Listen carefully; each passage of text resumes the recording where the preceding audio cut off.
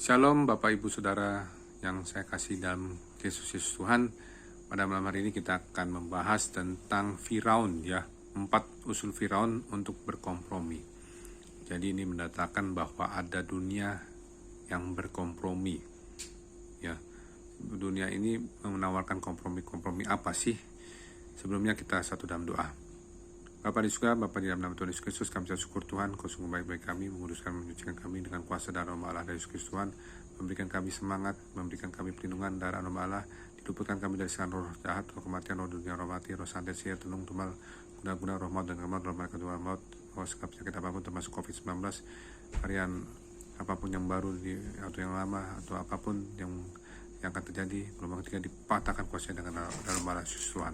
Pimpin kami dengan kuasa-Mu Tuhan Roh Kudus, supaya kami bisa memberikan apa yang menjadi kompromi-kompromi Firaun Tuhan. Berikan kami Tuhan rema-Mu Roh Kudus, supaya kami bisa mengerti apa yang menjadi isi hati-Mu tentang dunia yang berkompromi ini, bisa biar kami tidak terjebak dengan kompromi itu. Dalam nama Tuhan Yesus kami doa sekali, amin. Ya, kita akan belajar ya firman Tuhan. Kita belajar di Keluaran 8 ayat 25 ya. Keluaran 8 ayat 25. Demikian firman Tuhan, Keluaran 8 ayat 25. Lalu Firaun memanggil Musa dan Harun serta berkata, "Pergilah, persembahkanlah korban kepada Allahmu di negeri ini." Ya, jadi di sini ada 4 kompromi, tapi kita akan bahas satu-satu. Jadi Firaun mengusulkan agar bangsa Israel menyembah Tuhan di tanah Mesir saja. Ya, jadi ini adalah suatu bentuk tawaran dari dunia ya. Jadi Musa menanggapinya dalam Keluaran 8 ayat 26. Apa katanya? Tapi Musa berkata, "Tidak mungkin kami berbuat demikian, sebab korban yang akan kami persembahkan kepada Tuhan Allah kami adalah kekejian bagi orang Mesir. Apabila kami mempersembahkan korban yang menjadi kekejian bagi orang Mesir itu di depan mata mereka, tidakkah mereka akan melempari kami dengan batu?" Jadi ini ada semacam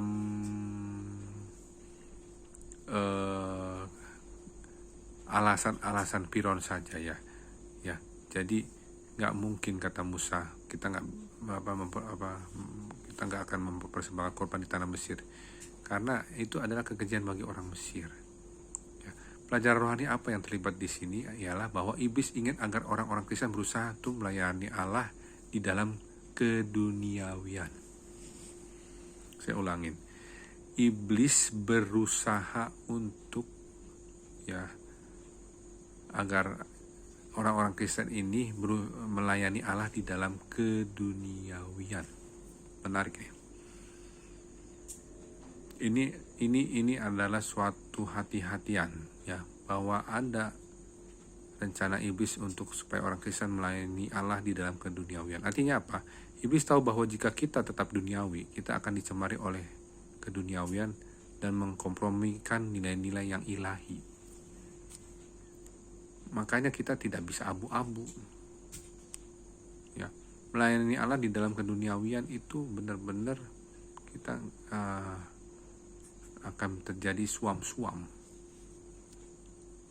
Ya, jadi iblis tahu bahwa jika kita tetap duniawi, ya, itu akan memperkompromikan hal-hal yang bersifat ilahi, yang bersifat pelayanan kita kepada Allah.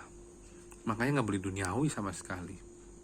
Ya, karena Paulus berkata di dalam Roma 12 ayat 2, "Janganlah kamu menjadi serupa dengan dunia ini, tetapi berubahlah oleh pembaharuan budimu sehingga kamu dapat membedakan manakah kehendak Allah, apa yang baik, yang berkenan kepada Allah dan yang sempurna."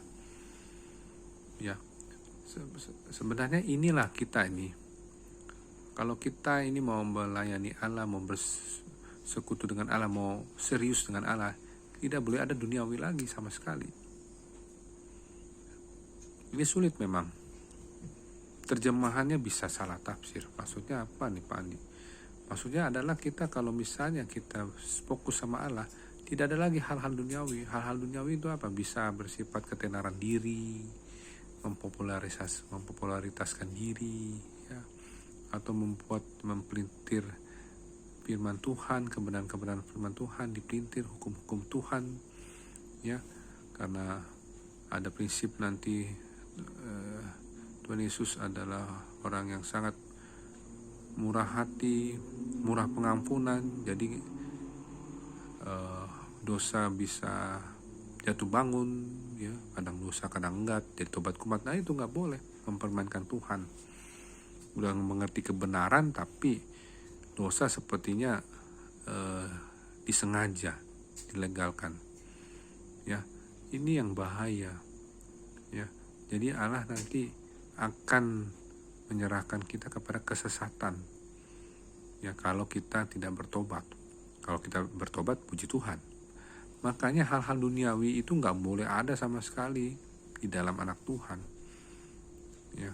Kalau dibilang kolot banget sih, ya itulah, ledekan-ledekan itu akan terjadi. Munafik kamu, seperti itu. Kita nih dibilang orang antisosial atau orang-orang yang eksklusif, ya enggak gitu. Karena kita juga punya belas kasihan menjangkau orang-orang yang terhilang, tapi mereka suka salah pengertian kepada kita, ya. Itulah yang kita bisa tangkap, ya, pada malam ini. Mari kita satu dalam doa. Bapa di surga, terima kasih Tuhan, Engkau sungguh baik-baik kami. Ajarkan kami Roh Kudus Tuhan, supaya kami melayani Allah bukan secara duniawi tetapi secara rohani ilahi. Biarlah kami mematikan segala keinginan duniawi kami. Kami tidak mau kompromi dengan hal-hal duniawi, hal-hal dosa daging, hawa nafsu, dan bersifat dosa.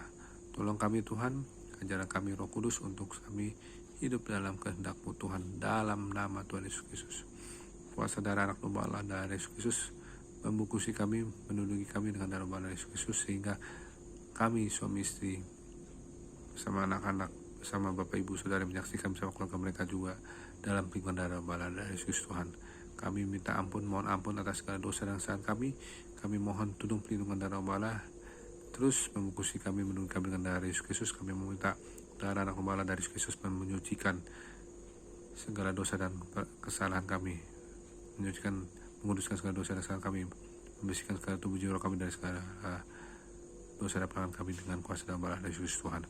Terima kasih Tuhan, berikan kami tidur nyenyak, bangunkan kami besok pagi jam 4 jam 5 untuk dapat melakukan saat teduh dengan tubuh disegarkan, dan kami mohon Roh Kudus menguasai alam sadar dan bawah sadar kami dalam tidur.